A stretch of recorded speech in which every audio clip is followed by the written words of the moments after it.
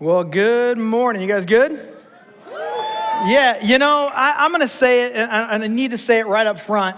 The attitude and the environment that I found myself in, I'm at Bellevue South today, Bellevue North. I hope you're having a great day. Shadow Lake, Heritage Ridge, online. I hope you're doing great wherever you are. But the environment at Bellevue South today, as I was kind of standing in the back of the room, welcoming people as they came in, you can tell two things happened yesterday. You can just tell. You can tell the Huskers won a football game.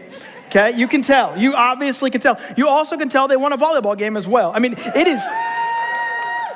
They're a volleyball school. Let's call it what it is. But it's the environment that I found myself in, it was just like happy. It was happy today. And people that normally carry like 2 cups of coffee in didn't carry any in today. And I don't get it. But those of you that are here today, I'm glad you're here. If you're a Husker fan, you can celebrate those 2 wins, I guess, if you want to do that. But anyway, I want to kind of give you a couple announcements right up front before we get started today. The first one is about next week. Everybody say next week.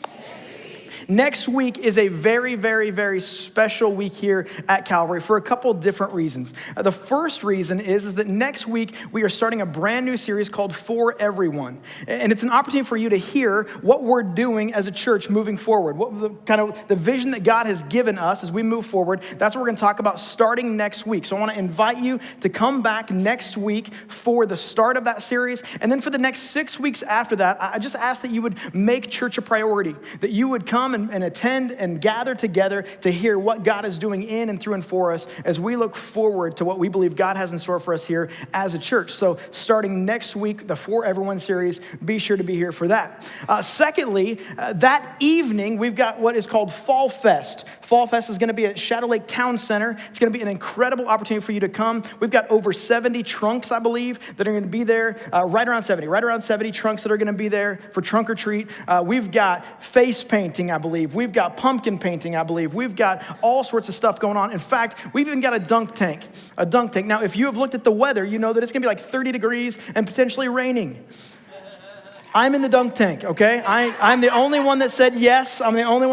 So some of you are like, yes, I've been waiting forever to throw a ball at you. So you can try that, see if I fall in from there, but be sure to do that. That's going to be next week. You're not going to want to miss that. There's cards on your chair or the chair next to you today to have you come to that and invite your friends, your neighbors, your coworkers, your family. It's going to be a great, great, great opportunity. I say all of that to say that next week, we're hitting pause on the series we've been in.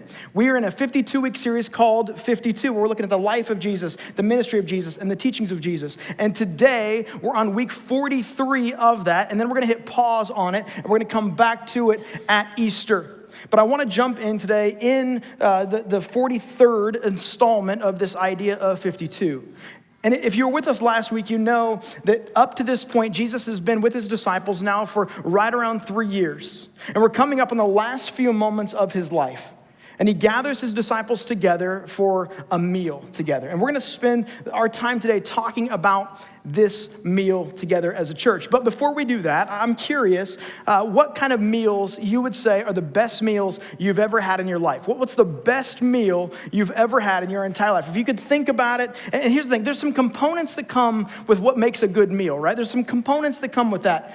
There's the component of the atmosphere that you find yourself in, the place that you're at. There's that. That's a component that makes a good meal. The second component is the people that you're with. Who are you with that makes it a good meal? And then the last part is the meal itself. Like the food has to be good in order for it to be a good meal, right? I mean, I would imagine that nobody here today is like the best meal I've ever had. Let me think about it. I was alone. I was at my house. Pizza rolls. That's what it was. Like nobody was like, that's the one, right? Now, if you are that person, I'd love to talk to you because you need friends, okay? But that's probably not the meal that you say, that's the one for me. So here's what I want you to do. I want you to take just a few moments. You're going to come back to the message in a second, but take a few moments. Think about what's the best meal you've ever had. So place the people that you were with and the food that you had, because all those components together make a great meal. Ready? Here's what I want you to do. I want you to think about it for a few seconds, and then you're going to turn and you're going to tell your neighbor today. I know, we're going to make you do that. You hate it. I love it because I don't have to do it, okay? So go ahead and turn to your neighbor. Tell them the best meal you ever had, the place, the people you were with, and the food that you had. If you're online, go ahead and put it in online. Ready, set, go.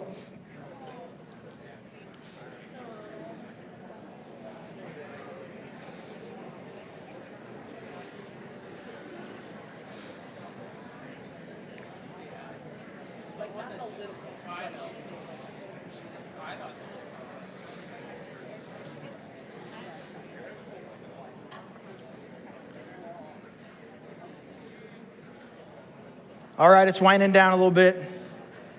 I hope online, that wasn't just an awkward minute. I hope you wrote something there as well online.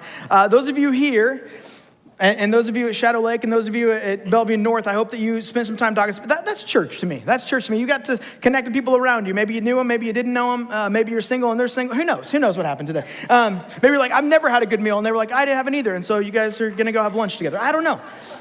Best meal I've ever had, let me give you a quick one. Best meal I ever had was in Denver, Colorado. I hadn't seen my sister in quite some time. And so we went as a family, me and my wife, we didn't have kids yet. Me and my wife went and had dinner with my sister at a Moroccan restaurant in Denver, Colorado. And I had never eaten at a Moroccan restaurant, but it was phenomenal. It was so many courses of food. We hadn't seen her in a long time. And so it was just kind of one of those moments where you just remember that meal. You remember the food that you had. You remember the people you were with. You remember the conversations that you had. You remember the atmosphere that you found yourself in. There are things about meals that you remember. Maybe you remember a Thanksgiving with your family. Maybe you remember a Christmas with your family. Maybe you remember a birthday dinner with your family. There are moments where we remember the meals that we've had together. I would say some of my favorite memories in my life have taken place at a table. And maybe you're like that as well, but some of my favorite memories, whether it was Thanksgiving at my grandma's, or whether it was Christmas at my grandma's, or whether it was time with my wife at the table, or whether it was time with my wife and my kids at the table, I can remember so many memories at a table. Tables bring so many good memories to me. In fact, my family has made kind of a priority in our house that if we are home together for a meal, if we're home together, and that doesn't happen all the time, but if we are home, we sit at the dinner table. We don't sit on the couch and watch the TV. We sit at the dinner table because that's an opportunity for us to connect as a family. We've got so many rich moments that take place around a table. And today we're going to look at one of the richest moments that takes place when Jesus has a meal with his closest followers. And just like we have those components that make a good meal, the place that we're in, the people that we're with, and the food that we have, Jesus has that as well. If you have your Bible, go ahead and open up to Mark chapter 14. Mark chapter 14, and I'm just going to tell you right up front that today is going to feel a little bit like Professor Ryan showed up today. In Mark chapter 14, we're going to walk through the meal that Jesus has with his disciples. And we're going to look at those three components: the place that he has, the people he's with, and the food that he tastes. And so we pick it up in Mark chapter 14, starting in verse 12. It says these words. It says, on the first day of the festival of unleavened bread, we'll come back to unleavened bread in a second. When it was customary to sacrifice the Passover lamb, Jesus' disciples asked him, where do you want us to go to make preparations for you to eat the Passover? So he sent two disciples telling them, go into the city. A man carrying a jar of water will meet you. Follow him. Say to the owner of the house he enters, the teacher asks, where is the guest room where I may eat the Passover with my disciples? He will show you a large room upstairs, furnished and ready. Make preparations for us there. Now, a couple things and we'll come back to it. You notice that he says, hey, two disciples go into town and find a man carrying a water jar. Now, typically it would have been a female carrying a water jar, so this would have been very obvious. Find this man and then ask him the question, where would you like us to go? And so follow him into the house. They go up to the upper room, and there they are, and they begin to make preparations. Now, why is this location a secret? Why doesn't Jesus say, hey, go into town, here's the house, here's where you should go, here's what you should do? Jesus is keeping this a secret. And the reason he's keeping this a secret is because there's a warrant out for Jesus' arrest.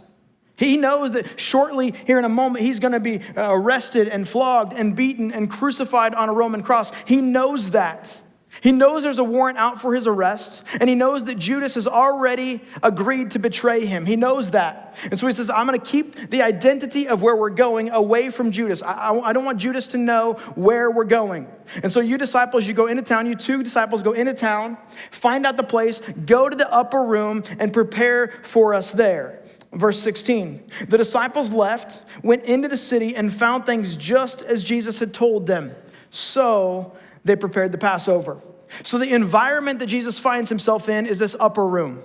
It's this upper room. He sends the guys in, they go in, they find the place, they go prepare the place for Jesus to have his Passover feast there. This upper room, we believe, is the same upper room that the disciples went to later after Jesus is beaten and arrested and flogged and crucified on a Roman cross. That's where they go in hiding, we believe. So here's the place, the space that they find themselves in this moment. Now let's talk about the people. Who are the people that Jesus has this last meal with? We pick it up in verse 17. When evening came, Jesus arrived with the 12. Everybody say 12. He arrived with the 12. That includes Judas. Okay, so his closest followers, his disciples, his apostles, that's them, even Judas. While they were reclining at the table, he said, "Truly I tell you, one of you will betray me, one who is eating with me." You have to understand what's happened up to this point. Jesus has made his way there, and on the way there, the disciples are arguing about which one of them is the greatest. We talked about that last week. And they get to the upper room, and they begin sitting at the upper room, and they're still arguing about which one of them is the greatest. And Jesus gets up and begins washing their feet one by one by one. We talked about that last week. So 24 feet. You have to imagine that's going to take some time for all of that to take place. And then Jesus drops just a great icebreaker, doesn't he? One of you is about to betray me. I mean, imagine yourself in that room. That's not a would you rather question. It's not a, hey, what's the highs and lows of the day? No, one of you is about to betray me. That's what Jesus says in this moment. This meal is not going according to plan at all, except one person's plan. This meal has gone just completely and totally haywire. Everything about the preparations for Passover are getting real weird in this moment. Jesus goes, hey, one of you is about to betray me. And then they start looking around the room. And you can imagine the tension in the room as they start looking around the room going, I wonder if it's him. Wonder if it's him. What about him? And then they start talking. Peter, who left everything, who walked on water, who's always putting his foot in his mouth, goes, surely not I, right, Jesus? And then James and John, the sons of Zebedee, are like, it's not us. Bartholomew, you remember Bartholomew, the guy who said, can anything good come out of Nazareth? He's like, it's not me. Philip, even doubting Thomas. Matthew, the tax collector, Simon the zealot, one by one, they go around and they're like, surely not I, surely not I, surely not I. But then there's Judas. At this point, Judas knows that Jesus knows. And so Jesus says, one of you is about to betray me. You have to remember, these guys have been together for 3 years. All the disciples and Jesus, they've been together. They've eaten a lot of meals together. This meal is different. I mean, the feeding of the 5,000, that was amazing, amazing meal. But this meal was very, very, very different. The mood, the atmosphere, what's about to take place, the reason that they're there, the Passover feast, which we'll talk about in a second, everything about this meal feels tense. Everything about this meal feels final. And the disciples are just looking around the room, wondering. And then they begin to eat. Well, let's talk about the meal. We've talked about the room that they're in, this upper room. We've talked about who's there. It's all 12 of them, including Judas. Now let's talk about the meal. See, this meal, and it's a meal that we celebrate every single time we're together. You don't need to get your communion out yet. But it's a meal that we celebrate every single time we come together. We prioritize this as a church to the highest sense, meaning we do it every single week because Jesus said, do this in remembrance of me, and we want to remember him. And when you look at this little wafer and this cup of juice, the caloric count in this thing is not very high, but the meaning of this is power-packed. The meaning of this little meal is so massive. I believe that the meaning in this meal is more densely packed than anything else in the entire universe. Maybe a close second would be a wedding ring. I mean, you think about the promises that are wrapped up in a wedding ring. You think about all of the things that are inside a wedding ring, the promises and the dreams and the tears and the hopes that are inside a wedding ring. But hear me say this, a wedding ring is for two people for one lifetime. Communion, billions and billions and billions of followers of Jesus for millennia. And in that upper room, there are 12 guys plus Jesus. And they take the bread and the wine or the cup. And we've done this for thousands upon thousands of years afterwards. So this meal that they have is memorable, it's meaningful. But let's talk about what it actually does. First thing communion does is communion looks backwards. Communion looks backwards. See, this meal that they are about to have, this Passover feast, goes back to 1450 BC. You heard that right, BC, before Christ. You say, well, how did that happen? If it happened before Christ, why do we do it? Like, what is that about? Tell me about that. The Israelites have been in slavery for 400 years, and they're crying out to God and crying out to God, saying, God, free us, God, free us, God, free us, God, free us. And finally, God hears their prayers, and God says, all right, I'm going to send Moses in. Now, Moses, if you need to know a little bit about Moses, Moses spent the first 40 years of his life inside the palace of Pharaoh. And then he does something terrible. He kills somebody, and then he flees. And as he's tending sheep out in the wilderness, all of a sudden God shows up through a burning bush, and God tells Moses to go back to Pharaoh. He says, go back to Pharaoh and tell him to let my people go. If you've seen the movie, you know, let my people go, right? And so he goes, and he's like, Pharaoh, Pharaoh, oh. 9 times, okay? Moses goes back to Pharaoh 9 times, says, hey, God said, let my people go. And 9 times Pharaoh's like, nope, not gonna happen. Not gonna happen. And every time after that, God replies with a plague. Now, these plagues, this is how you know God has a sense of humor, okay? If you ever wondered, does God have a sense of humor? The plagues are God's sense of humor, absolutely. The first one, he turns water into blood. That's kind of like, okay, that's a big one. He just turns water into blood. And then they just continue to get crazier from there.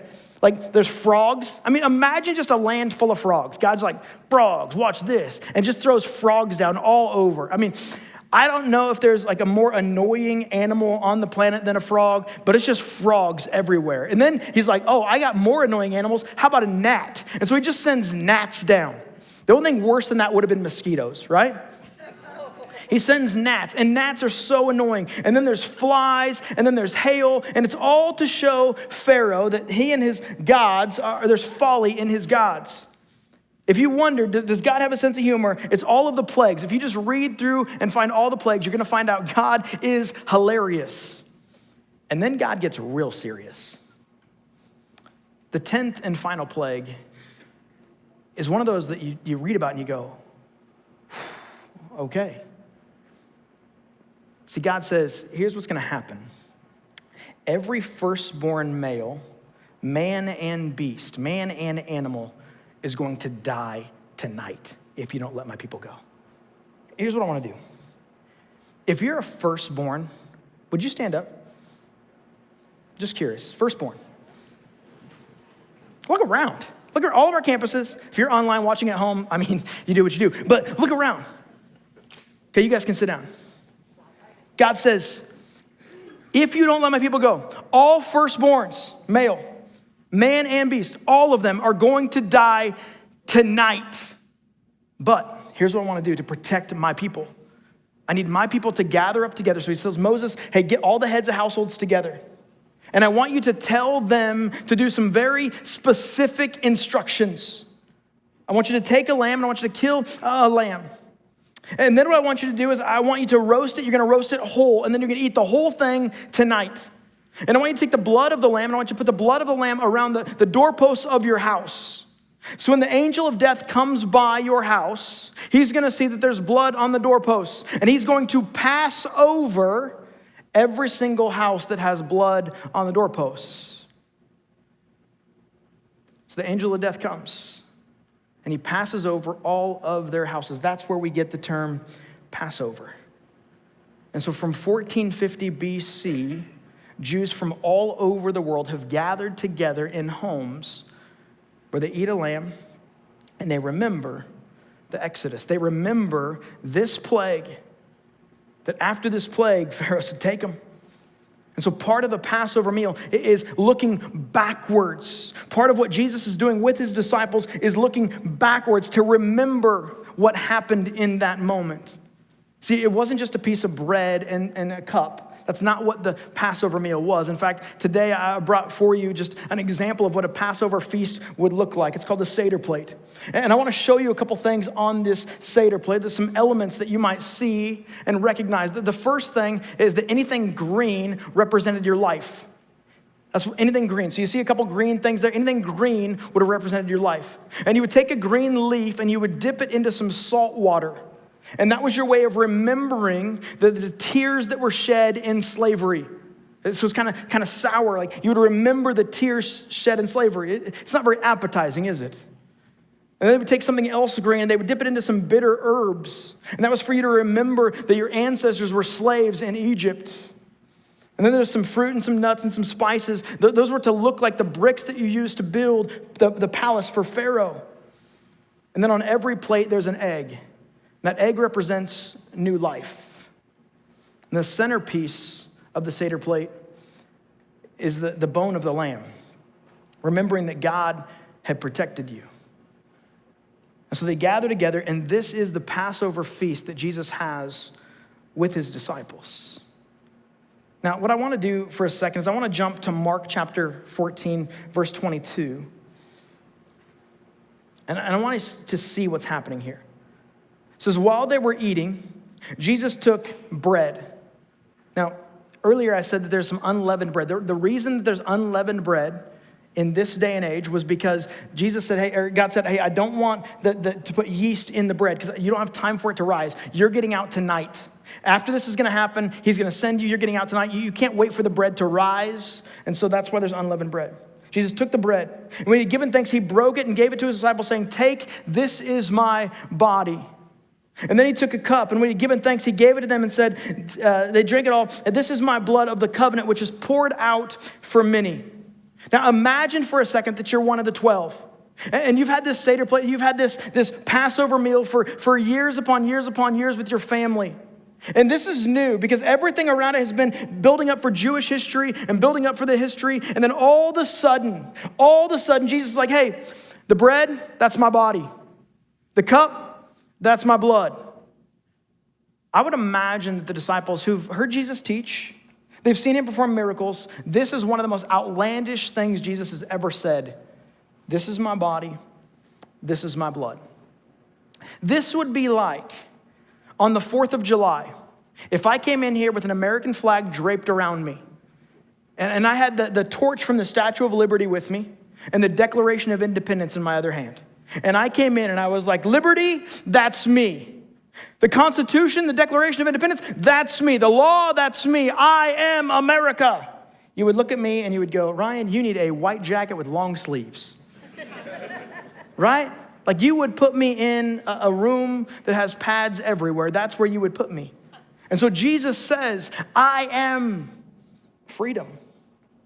I am all the things that the Jewish history has led up to. This is me. It looks backwards. But communion also looks forward. If you jump to Luke now. So we've been in Mark. Let's jump to Luke now. Luke tells the same story, but Luke always gives us a little bit more detail. So Luke chapter 22, verse 14 and 15. This is the meal that Luke talks about. He says, when the hour had came, Jesus' apostles reclined at the table. And he said to them, I've eagerly desired to eat this Passover with you before I suffer. Don't miss that. See, Jesus knows that his time is coming to an end. He gets it. He understands it. He predicts that he's going to die.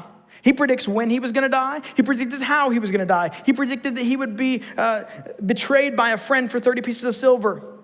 He predicted he would rise again. He predicted he would ascend into heaven. He predicted he would come back. See, even as I say it, it sounds like a fairy tale. Even as I say it, I go, did this all really happen? Here's what I know. If someone can predict their death, if someone can predict their resurrection, if someone can predict their ascension, if he's gone 3 for 3, my guess is he can go 4 for 4 and say he's coming back. That's just my guess. But I want you to see what happens in this meal in Luke. Luke uncovers something for us that's pretty remarkable. After taking the cup, he gave thanks and said, take this, divide it among you, for I tell you, I will not drink again from the fruit of the vine until the kingdom of God comes. He says, I'm not drinking from this cup until I come back. But when I come back, I'm drinking from this cup. Verse 20. In the same way, after supper, he took the cup, saying, "This cup is the new covenant in my blood, which is poured out for you." If you're keeping track, there's two different cups here. In fact, if you understand all of what happens in the Jewish Passover, there's actually 4 cups. There's actually 4 cups. And all 4 cups lead to a promise from the very first Passover in Exodus chapter 6. I want to take a moment. I want to unpack for you just what these are. Exodus 6, verse 6, would have been this moment where the apostles would have arrived in the upper room, and he would have handed them all a cup and said, "Let's drink this together." The host would have done this, where they would have said, "Let's drink this together. Before we even go to the table, before we go eat anything, we're going to have this toast together." So Exodus chapter 6, verse 6, the first promise is this: "Therefore say to the Israelites, I am the God, I am the Lord. I will bring you out from under the yoke of the Egyptians." So they all would have taken the first glass and they would have said, "I will bring you out." And they would cheers, cheers, cheers, cheers, cheers, and drank from it. Then they would go sit down. And before the meal is served, there's the second cup. The second cup is this. It comes from Exodus chapter 6, verse 6. "I will free you from being slaves to them. I will free you." And they would clink their glasses together again. Cheers, cheers, cheers, cheers. And then they would drink. And then comes the meal. Rich in history, as we just talked about. Rich in meaning, as we just talked about. An incredible meal where you get to remember everything about the Exodus. Then comes the third cup after the dinner. This is the cup of communion. This is the cup that we take every time we're together. Here's what it says: "I will redeem you with an outstretched arm and mighty acts of judgment." I will redeem you. Every single time we gather, we understand the price that was paid for us by the Passover lamb that was Jesus, when he came to this earth and he lived and he died for your sin and for mine. And so when we take the juice and the bread, it's a reminder that he has redeemed us. And then comes the fourth cup. And this is the cup that Jesus said, "I'm not going to have until I come back." Check this out. Verse 7. "I will take you as my own people, and I will be your God." When he comes back, that's the cup that he says, "I'm going to have that when I come back. I'm going to take you as my people, and I will be your God." Church, this meal is packed with meaning. Every single time we gather together, we take this little piece of bread and some juice, and there's a world of history inside of it, leaning so far back and leaning so far forward. But you know what it really does? The third thing communion does is it looks to Jesus. It looks to Jesus. The famous painting that Leonardo da Vinci did of the Last Supper, it took him a long, long, long time to paint that. And he invited one of his trusted friends over to see the painting when it was finished. And his trusted friend walked into the room, saw the painting, and his first words out of his mouth were, "It is so beautiful. It's so beautiful." And then he expounded. He said, the cup that Jesus is holding is so beautiful. And as he said those words, Da Vinci took a paintbrush and began to paint out the cup that Jesus was holding. And his words were, "Nothing should distract from the focal point that is Jesus." That's what communion is. Communion is an opportunity for us to focus in on who Jesus is. Communion preaches the gospel for us. That's what communion is. It makes it clear that communion is a time of remembrance. It's a time of remembrance where we remember the sacrifice that Jesus made in and through and for us. And if you remember that night when Jesus said, "Hey, I want you to do this in remembrance of me," what are we forgetting? What are we forgetting? What should we be remembering when we come to communion? 2 things and we'll be done. First thing is you're valuable. You're valuable. You have to remember that you're valuable. The value of an item is determined by the price someone's willing to pay. So what was God willing to pay for you? Jesus literally let go of his grip on heaven, came to this earth to live and die for you. That's your value. So when you sit and you take the bread and when you take the juice, the body and the blood of Jesus, we need to remember that we're valuable. And I don't know about you, but sometimes my mind can wander. Sometimes I can listen to the lies of the enemy and I can go, man, am I really all that valuable? Hear me say this loud and clear today.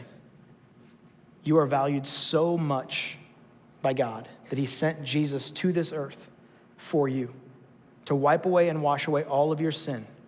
The blood of the Lamb was shed for you. The blood of the Lamb came to this earth, hung on a cross to die for you. That's how valuable you are.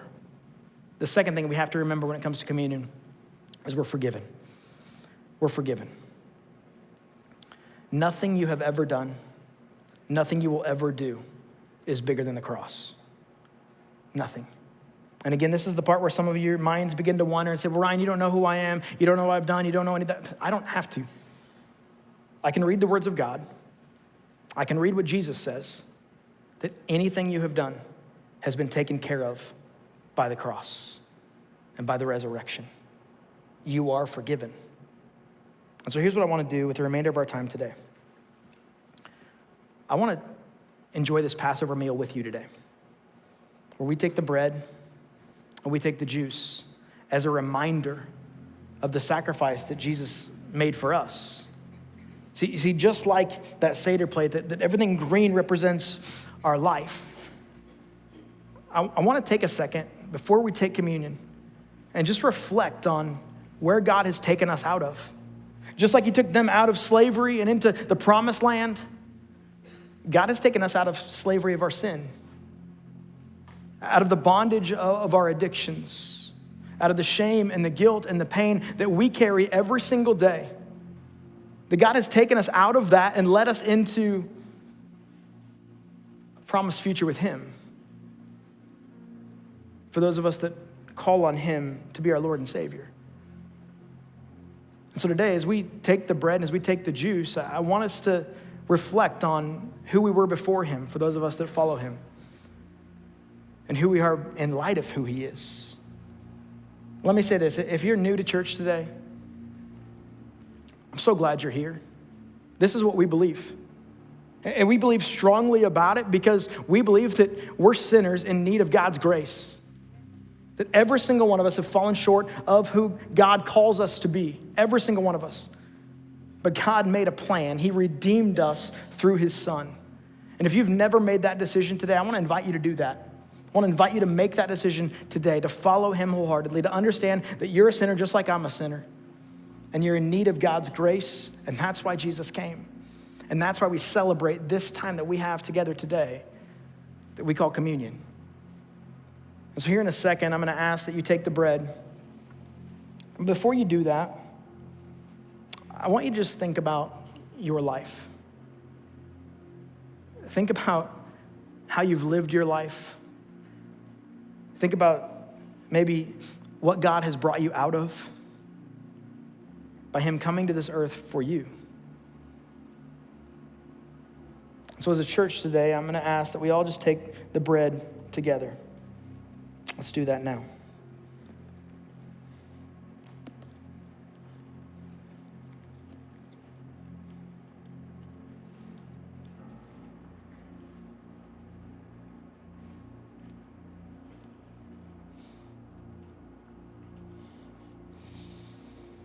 And then comes the cup.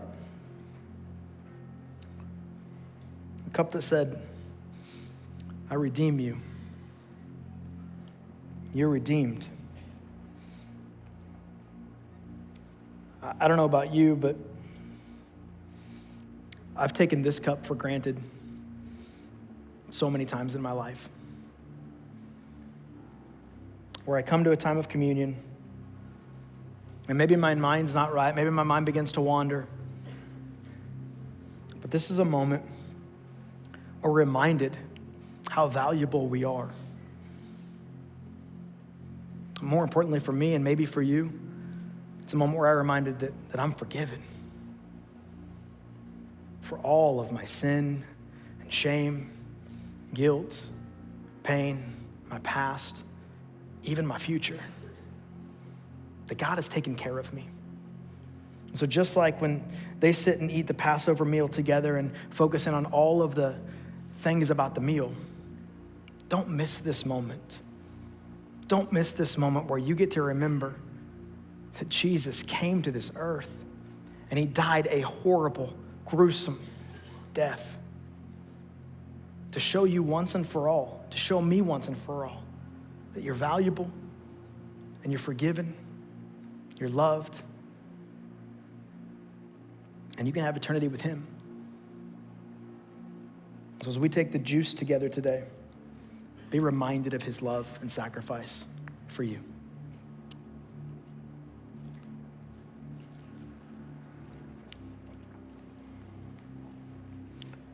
God, we thank you for today.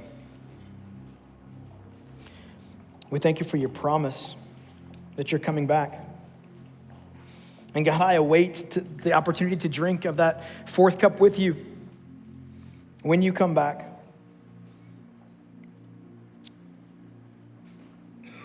God, allow us today as we worship to not lose sight of your sacrifice for us.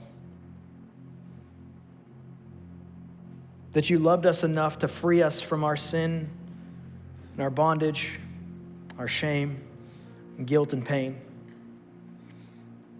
And you've brought us out and you've brought us through into a right relationship with you. And so God, today, as we worship, allow us to worship just free.